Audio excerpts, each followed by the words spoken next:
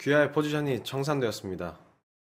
여러분 10일 전 이 메시지로 26조 원이 증발했습니다. 혹시 받으셨나요? 근데 지금 더 무서운 게 뭔지 아세요? 그건 바로 시장의 고점이 나왔을지도 모른다는 겁니다.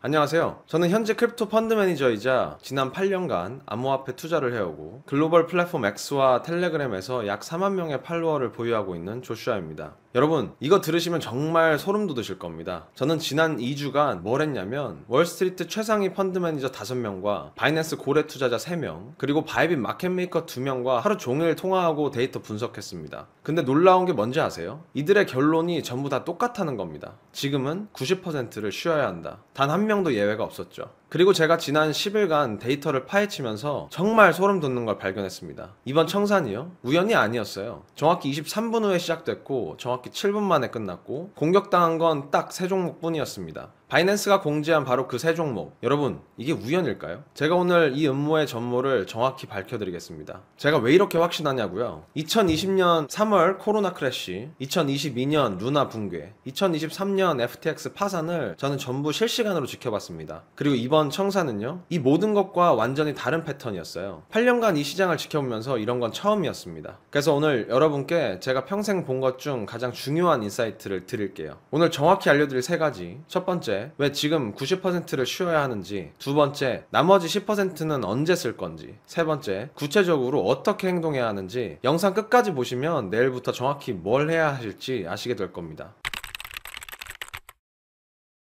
자, 그럼 본격적으로 시작하겠습니다. 왜 지금 90%를 쉬어야 하는지 3가지 이유를 말씀드릴게요. 이걸 다 들으시면 그래서 90%를 쉬어야 하는구나 완전 이해하실 겁니다. 2주 전 무슨 일이 있었는지 아시죠? 10월 11일 새벽 26조 원이 90분 만에 증발했습니다. FTX 붕괴요? 루나 사태요? 다 합쳐도 이것보다 작아요. 크립토 역사상 최대 청산 사건이었죠. 시발점은 트럼프 대통령의 중국 관세 위협으로부터 시작됩니다. 뉴스 보도에 증시와 암호화폐 둘 다 반응하기 시작했죠. 10월 11일 새벽 5시 관세 뉴스 발생, 5시 20분 일반 청산 시작, 5시 43분 새 종목 동시 공격, 정확히 23분 후입니다. 5시 50분 새 종목 붕괴 완료, 정확히 7분 만이죠. 6시 30분 시장 전체가 붕괴됐죠. 정확히 23분 간격, 정확히 7분 만에 종료. 이게 우연일까요? 새 종목의 정체를 보시죠. USD 1달러에서 0.65달러, 바이낸스 이더 3,813달러에서 430달러, 바이낸스 솔라나 200달러에서 34.9달러. 그런데 더 이상한 건요, 10월 6일 바이낸스에 공지가 있었습니다. USD, 바이낸스 이더, 바이낸스 솔라나 가격 산출 방식을 변경합니다. 공지 5일 후 바로 그 세 종목만 폭락했습니다. 수천 개 거래상 중에서 공지된 바로 그 세 종목만, 이건 우연이 아닙니다. 이번 청산은 도미노 효과였습니다. 핵심은 USDE였습니다. USDE는 담보로 10배 레버리지를 제공하고 있었어요. 만약 USDE가 35%가 하락하면 3배 이상의 담보 가치는 증발하고 강제 청산 폭포, 시장 전체가 붕괴됐습니다. 하나만 무너뜨리면 전부 무너뜨리는 구조였어요.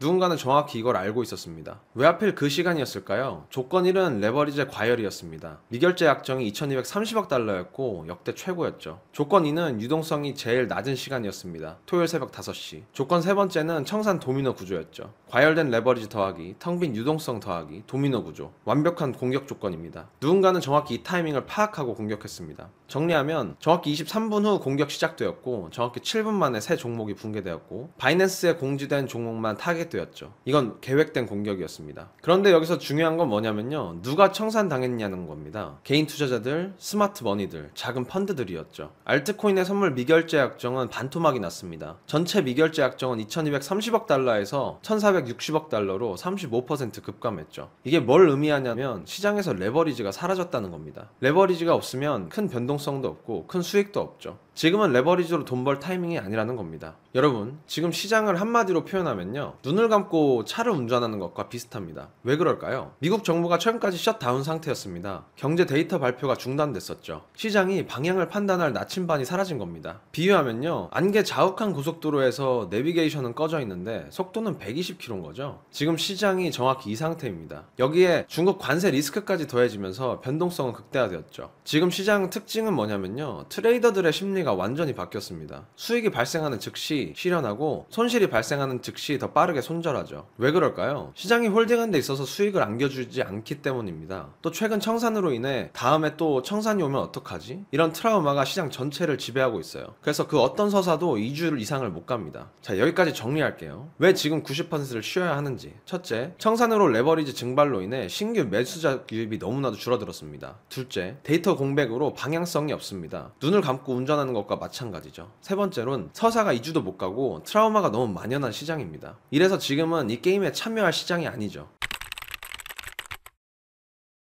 자, 90%를 쉬어야 하는 이유 완벽히 이해하셨죠? 자, 그럼 이제 가장 중요한 질문이죠. 그 10%는 언제 오는가? 포켓 에이스는 언제 올까요? 이걸 알려면 지금 매크로 환경을 정확히 이해해야 합니다. 지금부터 최신 데이터를 보여드릴게요. 2022년부터 연준이 해온 일은 딱 한 가지입니다. 시장에서 돈을 빼는 것. 이게 바로 양적 긴축, QT입니다. 왜 이렇게까지 했을까요? 2020년부터 2021년 코로나 때 연준은 돈을 너무 많이 풀었죠. 시장에 돈이 넘쳐나니까 물가가 치솟기 시작했고, 그래서 연준이 결정했습니다. 돈이 너무 많으니까 다시 회수하자고. QT를 진행하면 어떻게 될까요? 시장에 돈이 줄어들면 기업들은 투자를 축소하고 투자자들은 주식이나 코인 매수를 줄입니다. 과거 2년간 시장은 이런 긴축 환경 속에 있었죠. 그럼 이제 질문입니다. 이 긴축 언제까지 갈까요? 답은 여기 있습니다. 여러분, 최근에 엄청 중요한 데이터가 두 개 나왔죠. 10월에 발표한 9월 CPI와 11월 FOMC죠. 이건 진짜 중요하니까 집중해주세요.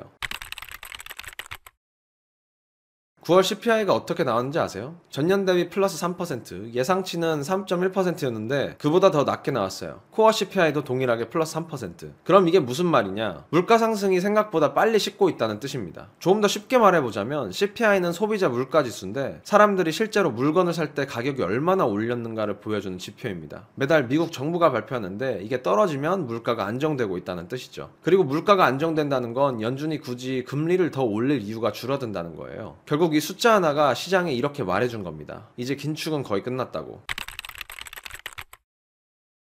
최근 미국의 금리를 결정하는 모임인 FOMC에서 파월이 뭐라고 했는지 아세요? 표면적으로는 약간 매파적으로 들렸습니다. 데이터를 보고 결정하겠다고. 근데 실제로는요, 매우 신중하고 중립적이었어요. 파월의 메시지를 정리하면 이렇습니다. 첫 번째, 12월 금리 인하 가능성은 열려있다. 다만 고용 데이터에 달려있다. 두 번째, 관세 요인을 일시적 인플레이션 압력으로 인식하고 구조적인 게 아니라 정책적 변수라는 거죠. 셋째는 QT는 12월 종료 예정이고 이유는 유동성 회복 시그널이라는 겁니다. 네 번째는 AI 투자가 물가 안정에 도움 될 것이라고 했습니다. 닷컴 버블 때는 아이디어였지만 지금의 AI는 수익과 이익을 내고 있다고 했죠. 여기서 진짜 중요한 게 나옵니다. 연준은 MBS, 주택 저당 증권을 T빌, 즉 단기 국채로 재투자하여 시중 유동성을 다시 공급할 계획이죠. 이건 시장 유동성 회복의 초기 시그널입니다. 그리고 트럼프 행정부의 압박도 있었습니다. 트럼프는 금리 인하를 계속 압박하고 있어요. 자, 여기서 정리하고 갈게요. 현재 매크로 상황은 CPI는 둔화, QT는 12월 종료 예정, 트럼프는 금리 인하 압박 중, 연준은 데이터 의존적 태도 유지. 이 모든 건 같은 방향을 가리킵니다. 긴축은 끝나가고 완화는 시간 문제다. 그럼 질문 하나 떠오르죠? 우리가 90% 쉬고 있던 현금 언제 쓰느냐? 바로 지금부터 알려드리는 타이밍입니다. 그럼 그 전까지는 어떻게 될까요? 아마 시장은 조용할 겁니다. 지표 발표 전까지는 느리고 지루하고 저변동성의 횡보장이 이루어질 거예요. 이건 폭풍 전의 고요입니다. 지금은 기다림과 포지셔닝의 구간, 폴드 프리 구간이죠. 그럼 구체적으로 언제일까요? 11월, 12월은 정책 전환의 관문입니다. 관찰해야 할 세 가지 신호가 있어요. 첫 번째로는 고용 데이터입니다. 고용이 악화되면 금리 인하 가능성이 높아지죠. 두 번째로는 12월 FOMC입니다. 이때는 실제 금리 인하 시그널이 포착되죠. 세 번째로는 기관 자금이 복귀될 때입니다. 스테이블 코인이 프린팅 되던지 ETF 자금의 유입을 모니터링 해야 되죠. 그럼 구체적으로 언제 롱을 잡아야 될까요? 방금 얘기한 세 가지 조건이 충족될 때입니다. 11월, 12월 고용 데이터가 약화되고 12월 FOMC에서 금리 인하 시그널이 나오면서 스테이블 코인과 ETF 자금이 일주일간 순유입으로 전환될 때 이 세 가지가 정렬되는 순간 바로 롱 포지션을 잡는 타이밍입니다. 그 전까지는요, 롱도 하지 마시고 숏도 하지 마시고 그냥 현금 들고 기다리는 거예요. 자, 그럼 구체적으로 어떻게 대응해야 할까요? 두 가지 원칙을 기억하세요. 폴드 프리, 애초에 들어가지 마라. 포켓 에이스, 확신이 섰을 때만 올인해라. 폴드 프리, 포커 영어입니다. 한국말로 애초에 게임에 참여하지 말란 얘기죠. 트레이딩으로 치면 확신 없는 포지션은 애초에 잡지 말라는 겁니다. 대부분의 트레이더가 망하는 이유는 애초에 들어가지 말았어야 할 자리에 들어갔기 때문이죠. 제 이야기를 좀 하자면 2018년, 2019년 저는 비트맥스 스캘핑에 미쳐 있었습니다. 하루에 10번 이상씩 진입했어요. 근데 1년 후 결과는요? 계좌는 제자리였습니다. 수수료 빼면 마이너스였죠. 제가 잡은 포지션을 분석했더니 80%는 확신 없는 자리였고 15%는 심심해서 들어갔고 5%는 진짜 확신이 있었더라고요. 여기 오를 것 같은데? 이런 생각으로 들어간 포지션들이 제 계좌를 갉아먹고 있었던 겁니다. 여기서 질문 하나 드릴게요. 만약 지금 당장 손실 없이 청산할 수 있다면 다시 그 자리에 들어가시겠어요? 답이 아니요라면 지금 당장 나오셔야 합니다. 자, 지금 시장은요 폴드 프리를 해야 되는 구간입니다. 90% 이상의 기회를 무시하셔야 돼요. 100개 중 10개만 선택하세요. 오를 것 같은데, 다들 들어가는데, 조금만 올라도 익절할 건데 전부 무시하시면 됩니다. 확신 없으면 진입하지를 마세요. 이게 폴드 프리입니다. 포켓 에이스는 포커에서 가장 강력한 패입니다. 승률이 가장 높은 카드죠. 트레이딩으로 치면 펀더멘탈과 포지셔닝 그리고 서사, 이 세 가지가 완벽하게 정렬되는 순간입니다. 그때만 진입하셔도 됩니다. 그리고 그때는 크게 베팅하는 거죠. 2024년 이후 기관들이 암호화폐 시장에 진입하면서 트레이딩 방식을 완전히 바꿨습니다. 확신이 없으면 진입하지 않았고, 확신이 서면 포지션 사이즈를 확대했어요. 왜냐면 포켓 에이스는 1년에 2번에서 4번밖에 오지 않습니다. 그리고 제가 지난 과거에 잡았던 큰 수익들을 돌이켜보면 전부 그런 순간이었어요.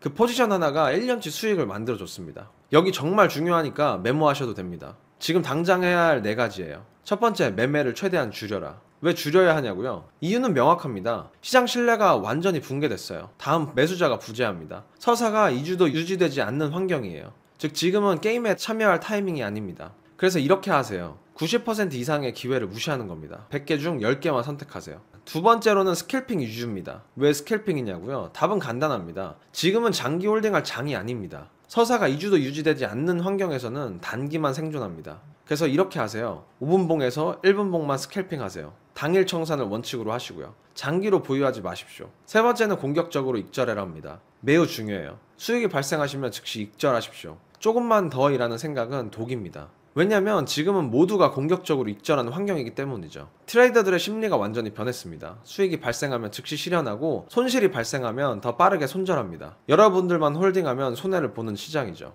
네 번째로는 현금을 보유하랍니다. 이게 가장 중요해요. 포켓 에이스가 올 때까지 현금을 확보하셔야 됩니다. 왜 그럴까요? 다음 큰 기회는 반드시 옵니다. 시장은 어딜 가지 않아요. 그때를 위해서 탄약을 보존해야 합니다. 지금 전부 소진하면 기회가 왔을 때 투입할 자금이 없겠죠. 현금은 탄약입니다. 정리하겠습니다. 폴드 프리, 확신 없으면 진입하지 마라. 90%를 무시해라. 포켓 에이스, 확신이 섰을 때만 크게 1년에 2번에서 4번. 지금 당장 해야 될 것은 매매를 줄이고 스캘핑 위주로 하고 공격적으로 익절하고 현금을 확보해라입니다. 폴드 프리는 절제의 기술입니다. 포켓 에이스는 몰입의 기술이에요. 이 두 가지만 마스터하면 생존할 뿐만 아니라 승리할 겁니다. 마지막으로 장기 전망 말씀드리겠습니다. BTC는 결국 큰 시계열에서 금을 따라잡을 거예요. 저는 이 믿음이 여전히 유효하다고 봅니다. 다만 시간이 좀 더 걸릴 뿐이죠. 이번 폭락에서 누가 청산당했죠? 앞에서 얘기한 것처럼 개인, 스마트머니, 작은 펀드들, 선물 미결제 약정은 반토막 났습니다. 그런데 스팟 ETF 기관 자금은요, 거의 변동이 없었습니다. 여기서 놀라운 데이터가 하나 있죠. 10월 청산 이후 일주일간 ETF에는 거의 아무런 변동성이 없었지만 개인 거래소의 출금액은 약 300억 달러 정도 됐습니다. 개인이 팔 때 기관이 샀다는 명확한 증거죠. 매크로 측면에서 보면요, 연준은 여전히 완화 방향입니다. 중국 문제는 곧 해소될 거예요. 11월, 12월부터 데이터가 정상화됩니다. 중기적으로는 여전히 상승 추세죠. 다만 지금 당장은 아니라는 겁니다. 솔직히 저도 4분기에 강세를 예상했는데 틀렸습니다. 대신 우리는 지금 축적 구간에 진입하고 있어요. 축적 구간이 뭐냐면 돈과 시간이 많은 기관들이 은밀하게 모으는 구간입니다. 가격은 횡보하는데 실제로 큰 손들이 바닥에서 조용히 축적하고 있는 거죠. 개인들이 공포에 떨면 매도할 때 기관들은 미소 지으면서 매수하는 겁니다. 이 구간이 종료되면 다음 상승장이 시작되겠죠. 그래서 지금은 조용히 준비하는 시간입니다. 마지막으로 한마디만 하겠습니다. 트레이딩은 매일 하는 게임이 아닙니다. 1년에 딱 몇 번만 제대로 하면 되죠. 폴드 프리는 절제의 기술입니다. 포켓 에이스는 몰입의 기술이에요. 이 두 가지만 마스터하시면 승리하실 수 있습니다. 지금은 조용히 기다리세요. 포켓 에이스는 반드시 옵니다. 오늘 영상 도움 되셨다면 구독 안 하신 분들은 지금 눌러주시고 좋아요로 알고리즘에 힘 좀 실어주시길 부탁드립니다. 그리고 댓글로 이야기 나눠봐요. 여러분은 지금 현금 비중이 몇 퍼센트 되나요? 90% 현금을 유지하고 계신 건지 아니면 포지션 있으신 건지 궁금합니다. 댓글로 공유해주세요. 그리고 텔레그램에 이런 시장 분석과 함께 실시간으로 소통하고 있으니 관심 있으신 분들은 고정 댓글 확인 부탁드립니다. 지금까지 조슈아였습니다. 감사합니다.